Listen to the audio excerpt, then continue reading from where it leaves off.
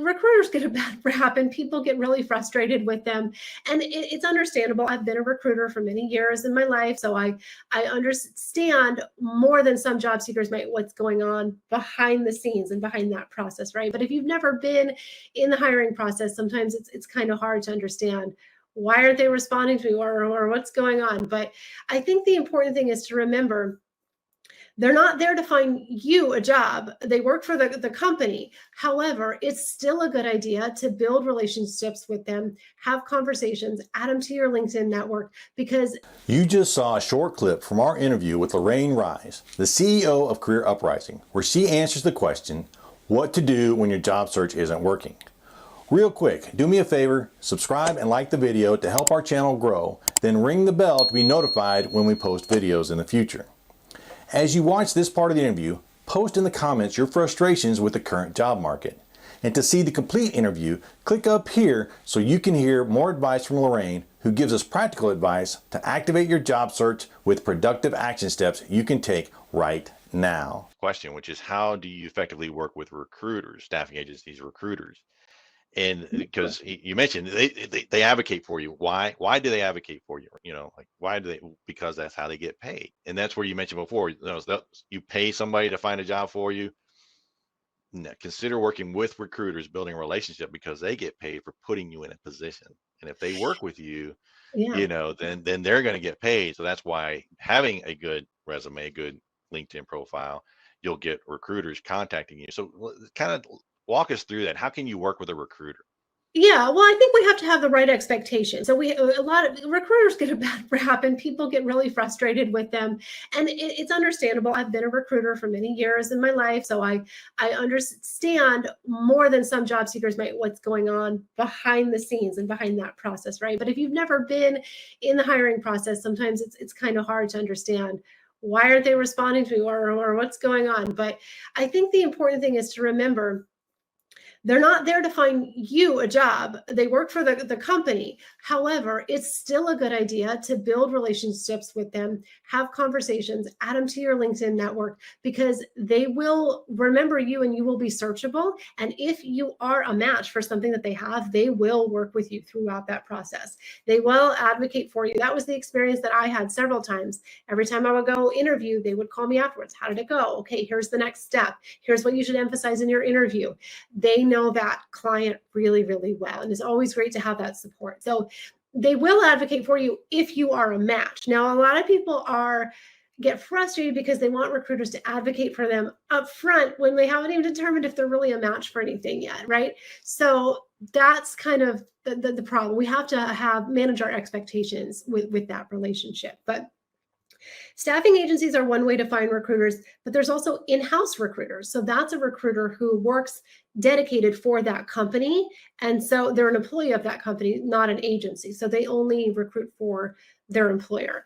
You can connect with them as well. So I would, again, pull up that list of 10 to 15 target companies that you are interested in and do an advanced search on LinkedIn, especially if you have the premium. You have a lot of additional search capability, and connect with people who are recruiters at those companies and start a conversation. And remember this, in any relationship, you want to add value. It's not just about me, me, me, me, me. It's about adding value to them. So what would be valuable to a recruiter? Well, referrals. So when you start the conversation, you don't necessarily have to say, I'm so-and-so looking for this type of job. You can, but you can also say, I'd love to connect with you and learn more about the positions that you're recruiting for, just in case myself or anyone in my network might be a really good fit at some point. Would you be open to a 15-minute call? And I'd like to learn more about what your positions you have open. Something like that, right? Add value and offer to maybe fill another position for them if you have somebody to refer to them. That is going to be super value. Now you're speaking their language. Now that's their currency, right? Is finding people. So always when you're networking with recruiters or anyone, think about adding value and having a two-way conversation and relationship with them. And I think that will help. And I think you mentioned referrals for our military audience. You have a whole connection of networked military people who have transitionable skills. So when you call that recruiter, you already got a whole bank of people to talk to and help them, but you don't know how to help them until you understand what they're looking for. And it could be any recruiter. And I think, Lorraine nailed it. You're adding value. And by adding value, you're now exchanging value, and it's going to work for you as well as the rest of your network. So they'll continue to keep an eye out for you as well. So I think that was a great point there. Adding value is important. And especially, the military is very, we tend to believe that everyone, well, he was in the military, we have all these skills, but again, those skills don't translate into business value until we know how to translate it into business value. So we have to take away our pride, be humble, and realize what we don't know, and talk to a recruiter. And as you hear the words they're using, then start to translate those words into what you do or people do, so that we can all start to speak the language of business, which is not the military language. Does that make sense? Yeah. There is a little bit of a different language in there sometimes. So give yourself time, give yourself an adjustment period. Absolutely. Yeah. I think language is key. Yeah. Language is key. Being able to translate your skills into something else. Thank you for watching this part of the interview. In the comments, let us know what other questions you have about the job search in the current market. Down below in the description, you will find 2 free resources. A free video training course from Lorraine, the Career Change Roadmap, where she shares with you practical strategies on what you need to do when you're changing the career.